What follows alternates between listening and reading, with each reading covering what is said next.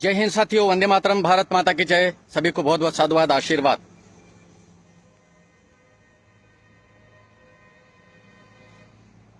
भारतवर्ष की दुर्दशा आज वर्तमान में हमें देखने के लिए मिल रही है। मेरा हिंदुस्तान, मेरा भारत, आपका हिंदुस्तान बाहर से मजबूत हो रहा है लेकिन अंदर से खोखला हो रहा है। ये वैसा ही है जैसे एक सुंदर सी स्त्री अनेक बीमारों से ग्रासित है, अनेक बीमारियों से पीड़ित है, लेकिन बाहर उसकी सुंदरता के ऊपर आकर्षित होकर के आप अपने जीवन को नरक में धकेल देते हैं। ये उसी प्रकार से हो गया जैसे अंदर तो खोखला हो गया है लेकिन बाहर से सुंदरता के ऊपर आकर्षित होने वाले लोग अपने विनाश के खुद कारण बन जाते हैं, निमित्त बन जाते हैं। मेरे देश की वर्तमान सरकार भारत को बाहर से मजबूत तो कर रही है, इसमें किसी भी प्रकार की दो राय नहीं है, लेकिन हिंदुस्तान में ही हिंदुस्तान की दुर्दशा हम अपनी खुली आंखों से जो देख रहे हैं, इसके लिए निमित्त कौन है? आप, हम, या फिर नेता, अभिनेता, या और कौन? पता नहीं, ये आप खुद जानते हैं। कवर्धा की घटना को देख रहे हैं, बड़ी पीड़ा होती है, बड़ा दर्द होता है, लेकिन ये कवर्धा केवल एक नहीं है। कभी ये घटना बंगाल में हो रही थी, आज कवर्धा में हो रही है, कल आपके गली मोहल्ले नुक्कड़ में होगी, कल आपके शहरों में होगी, कल आपके जिलों में, तहसीलों में होगी। पूरे भारतवर्ष में इस प्रकार की घटनाओं का जन्म होगा, और वो इसलिए होगा क्योंकि हिंदुस्तान में सेकुलरता के कीड़े बहुत बिलबिलाते हैं, और इसी सेकुलरता के कीड़ों ने आपको नामर्द बना लिया, हिजड़ा बना दिया। बहुत सारे लोग बोलते हैं हिंदू मुसलमान भाई भाई है। ये अपने बहनों के नहीं हुए तुम्हारे भाई हो गए, ये अपने परिवार के नहीं हुए तुम्हारे कैसे हो जाएंगे? जिन्होंने तुम्हारे को थूक मिला करके खिलाया वो तुम्हें कैसे शुद्ध भोजन करा सकते हैं? जो अपनों के नहीं हुए वो तुम्हारे कैसे हो जाएंगे? लेकिन जो लोग नामर्द होते हैं, जो लोग कायर होते हैं, जो डरपोक होते हैं, जिनमें लड़ने का मादा नहीं है, जिनके खून में मिलावटी है, जिनका खून मिलावट से बना हुआ है, एक का डीएनए जिसमें नहीं है, वही हिंदू मुसलमान भाई भाई की बात करेगा, वही सेकुलरता की बात करेगा। चाहे वो नेता हो, अभिनेता हो, साधु हो, संत हो, महंत हो, फकीर हो, आप हो या मैं हूं, अगर हम सेकुलरता की बात करते हैं, सर्वधर्म समभाव की बातें करते हैं, तो समझना हम हमारे देश का पतन, जाति का पतन, संस्कृति का पतन, संस्कारों का पतन करने वाले सबसे बड़े अपराधी है। अरे हम हिंदू ही भाई होता है, सिख हमारा भाई है, दलित हमारा भाई है, बौद्ध हमारा भाई है, जैन आपके भाई है। ये अपराधी हमारे भाई हो नहीं सकते जिन्होंने तुम्हारे मंदिरों को तोड़ा, तुम्हारी बहन, तुम्हारी बेटियों के नरसंहार के ये निमित्त बने। जब भाई 1947 में भारत आजाद हुआ था, उस समय आप सब जानते हैं बलात्कार किसने किए, हमारी माता बहनों के साथ घिनौना कांड किसने किया, ये सब जानते हैं आप, नेता भी जानता है। लेकिन खुले मंच पर हिंदुओं के साथ कोई खड़ा रहने को राजी नहीं है, और हम इनको उन तख्तों पर बिठाते हैं जिसके ये लायक तक नहीं है, दूर दूर तक। कवर्धा की घटनाओं को सोशल मीडिया के माध्यम से देखते बड़ा बुरा लगता है, बड़ी पीड़ा होती है। एक सन्यासी हमारा जिसका कत्ल हो गया, जो मारा गया है, उसके लिए किसी भी प्रकार की खबर दिखाने को राजी नहीं मीडिया, लेकिन इनको शाहरुख खान जैसे गद्दार का बेटा नजर आ रहा है। दिन भर उसकी के बारे में चर्चा चल रही है, जैसे ये दामाद है इनके, या इनका वो दामाद है। और इसका सबसे बड़ा हथियारा अगर कोई है तो वो तुम लोग हो, हिंदुओं। तुम ही अपराधी हो, क्योंकि तुम ही इन हरामखोरों की मूवी देखते हो, इन्हीं को तुम प्रमोट करते हो। अपने भाई के साथ उठने बैठने वाले लोग तुम ना हो, लेकिन इन विधर्मियों के साथ अगर जाकर के उठते बैठते हो तो अपराधी तुम हो। हजारों बार कहा गया है, तुम्हारे इतिहास में इस प्रकार की कई घटनाएं आपने देखी है, कई घटना नहीं, सारी घटनाएं आपने देखी है। कभी ये अपनों के न हुए, तुम्हारे साथ कैसे आत्मीयता का व्यवहार निभा पाएंगे वे लोग? लेकिन फिर भी हिंदू मुसलमान भाई भाई, वो एक मोहनदास आपको समझा करके गया कि हिंदू मुसलमान भाई भाई होता है। अगर हिंदू मुसलमान भाई भाई होता और वैष्णव जन तो तेने कहिए पीर पर आई जाने रे, इस प्रकार की थोथी बात अगर आपके दिमाग में डाल करके एक व्यक्ति चला गया, मार दिया गया उसे, वो व्यक्ति जब मरता है तो हे राम बोलता है, अर्थात उसके संस्कार राम के थे, इसलिए मरते समय हे राम बोल दिया। अब इतिहास में हे राम बोल दिया लिखा गया कि मरते मरते गांधी हे राम बोल करके गए, किसने देखा? कौन इस बात को प्रमाणित कर सकता है? उस समय कोई टेलीविजन था नहीं, उस समय में कोई वीडियो कैमरा तो था नहीं कि हे राम बोलते गए और इन्होंने एक्सेप्ट कर लिया हम लोगों ने। इस प्रकार की ये बातें जो आपके दिमाग में भ्रामकता इस प्रकार की फैलाई गई और वही आज आपको नपुंसक बना रही है। मैं एक सन्यासी हूं, मैंने आपको कहा शस्त्र धारण करो, बड़ी बुरी लगी आपको बात। एक सन्यासी आपको शस्त्र धारण करने की शिक्षा देता है। अरे ये तो सन्यासी नहीं, ये तो पाखंडी है, ढोंगी है। क्योंकि मैं आपको शिक्षा दे रहा हूं शस्त्र धारण करो। आपके शास्त्र आपके सहायता नहीं करेंगे, आपके पैसे आपकी सहायता नहीं करेंगे, आपकी सुंदरता आपके काम नहीं आएगी, आपके बंगले आपके गाड़ी आपके काम नहीं आएगी, लेकिन आपका शस्त्र आपके जरूर काम आएगा, क्योंकि वो आपके जीवन की रक्षा करेगा, आपके मूल्यों की रक्षा करेगा। वह शस्त्र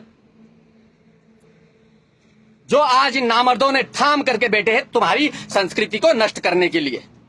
लेकिन जब कोई डे आता है, मदर डे, फादर डे, किस day, hug day, fuck day, फलाना डे, यू डे, उस समय हमारे हिंदुओं को ही ज्यादा चोचले होते हैं जाकर के ये अपने आईडी पर। अभी आया था वो डे, कौन सा डे आया था? बेटी का डे, डॉटर डे। फिर गाली निकलती है मुंह से, लेकिन अभी कंट्रोल कर रहा हूं और आगे गाली नहीं दूंगा, जितना हो सके दूंगा नहीं। कोई मेरी भीष्म प्रतिज्ञा नहीं है, प्रतिज्ञा तोड़ने वाला कृष्ण भी मैं ही हूं। भगवान कृष्ण ने प्रतिज्ञा की थी रणक्षेत्र में शस्त्र नहीं उठाएंगे, उन्होंने रथ का पहिया उठाया, अपनी मर्यादाओं का भी ध्यान रखा। मैं भी अपनी मर्यादाओं का ध्यान रखूंगा, लेकिन वही करूंगा जो मेरे देश के लिए उपयुक्त है। मेरे लिए उपयुक्त है वो काम मैं नहीं करूंगा, लेकिन देश के लिए जो उपयुक्त है वही करूंगा। नेताओं की चाटुकारिता करना स्वभाव नहीं मेरा। नेता मेरे पास खुद ही आ जाते हैं। फोटो नहीं निकालता ना मैं कई लोगों के से। कई लोग फोटो निकालते, आज इसके साथ मीटिंग, आज इसके साथ सेटिंग, आज इनके साथ चर्चा, फलाना ढिकना। अरे ये नेता तो किसी के भी साथ फोटो खिंचवा लेते हैं। इन्हें पता है तुम पागल हो, दुनिया के सबसे बड़े सूतिये हो, तुम बेवकूफ हो। तुम्हारे साथ फोटो खींच करके निकाल दे, हाईलाइट वो होते हैं, लोगों तक तुम्हें उनको वो तुम पहुंचाते हो। लेकिन तुम कहते आज मेरा यहाँ सेटिंग, मेरा यहाँ।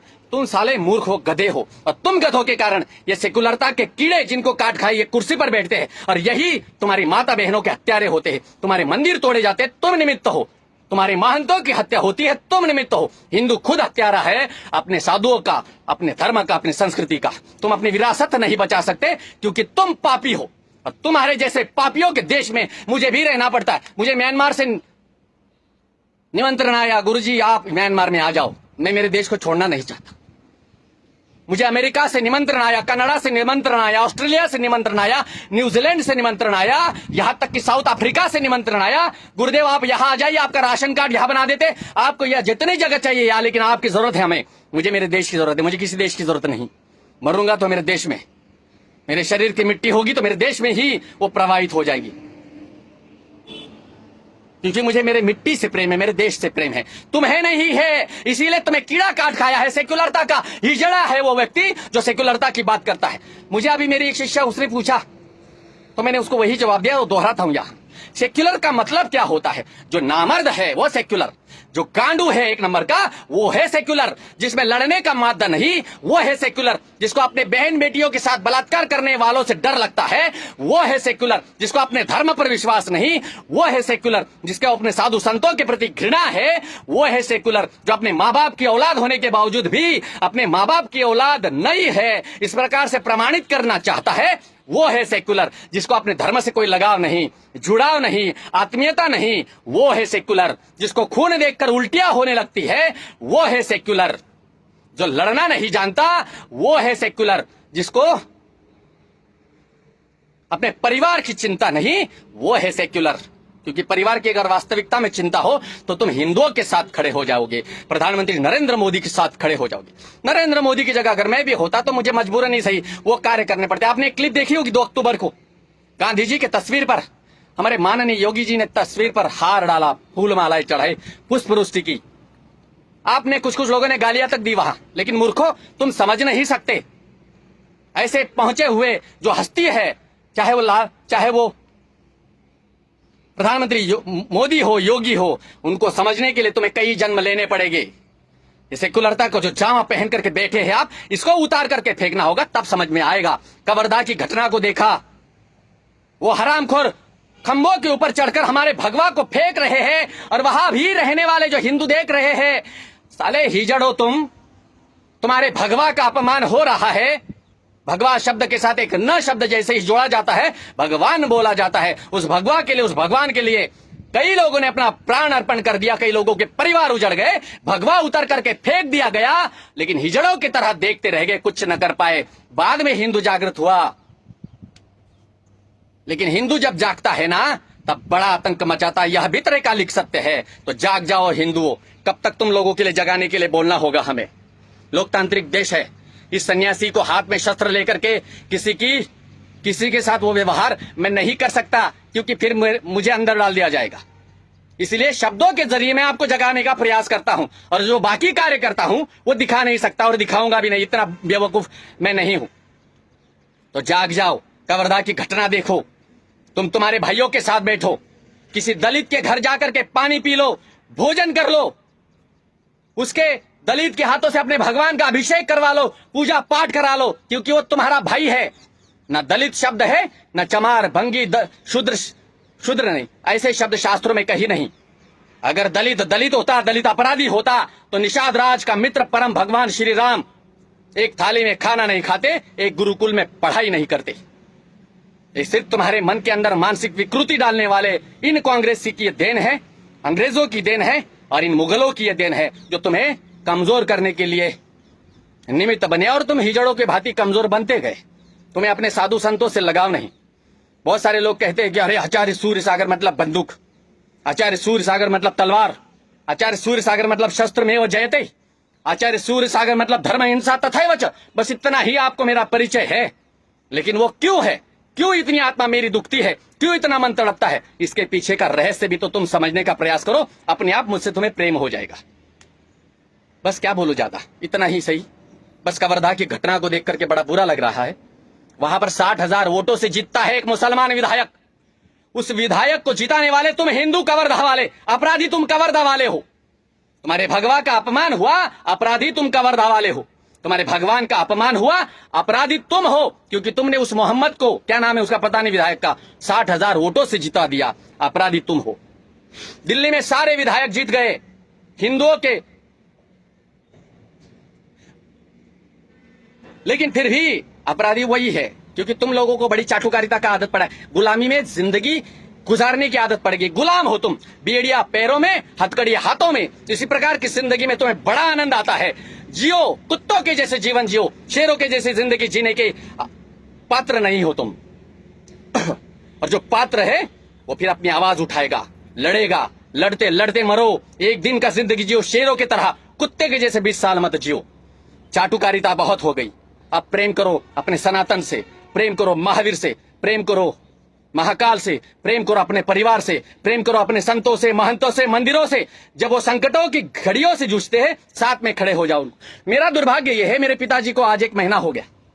आज मेरे पिताजी संसार से विदा हो गए। आज बरोबर 1 महीना हो गया। 6 तारीख को उनका देहावसान हुआ था। मैंने मेरे जीवन में 3 IPS ऑफिसर बनाए।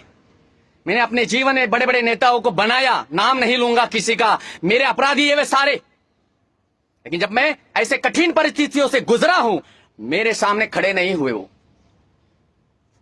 सबका हिसाब किताब करेगा ये सन्यासी सूर्य सागर, बख्शेगा किसी को नहीं। आज थोड़ा कमजोर हूं, आने वाले समय में जब मेरी ताकत बढ़ेगी तब मैं तुम्हें दिखाऊंगा धर्म के प्रति, राष्ट्र के प्रति प्रेम क्या होता है, अपनों के साथ व्यवहार कैसे किया जाता है। अगर एक उपकार कोई कर देता है तो उसके जीवन भर ऋण चुका नहीं सकते आप। लेकिन कुछ लोग ऐसे भी हैं जो उपकारकर्ता के ही गले दबाने पर मादा होते हैं। ऐसे ही कुछ लोग हमारे हिंदुओं में पड़े हुए हैं। कोई एक सन्यासी अपराध करता है, कुछ गलती करता है, तो हमारे लोगों में इतनी खुजलाहट होती है, तत्काल बगैर जाने, बगैर सोचे सोशल मीडिया पर आकर के बक बक बक बक बक बक बक करते हैं उस साले। कोई मुसलमान अपने मौलाना के बारे में गलत नहीं बोलता, अपने कुरान के बारे में गलत नहीं बोलता, अपने नेता के बारे में नहीं गलत बोलता। वो मीम देशद्रोही कोई अकबरुद्दीन ओवैसी के बारे में गलत नहीं बोलता मुसलमान। लेकिन तुम हिंदू नरेंद्र मोदी को गाली दोगे, उसकी माता को गाली दोगे, योगी आदित्यनाथ को गाली दोगे। ऐसे ही तुम लोग हो, और ऐसे ही सेकुलरता का जामा जब तक तुम पहने और ओढ़े बैठे हो ना, कटोगे, मरोगे। तुम्हारी संस्कृति के हत्यारे तुम खुद ही होगे। जय श्री राम, वंदे मातरम। जो अच्छे और सच्चे हिंदू है, जिनको देश के प्रति पूर्ण रूप से प्रेम है, समग्रता से जो समर्पित है, ऐसे लोगों के लिए मेरे ये शब्द नहीं है। ऐसे लोगों के हृदय को अगर चोट पहुंची हो इस सन्यासी के द्वारा, मैं हृदय से उनकी क्षमा मांगता हूं। लेकिन कवर्धा की घटनाओं से भी अगर आप आज जिंदा नहीं हो रहे हो, मरे हुए जैसा जिंदगी जी रहे हो, मात्र आपकी श्वास चल रही, तो आप सबसे बड़े मूर्ख हो। समझदार हो, समझ लीजिए। वंदे मातरम।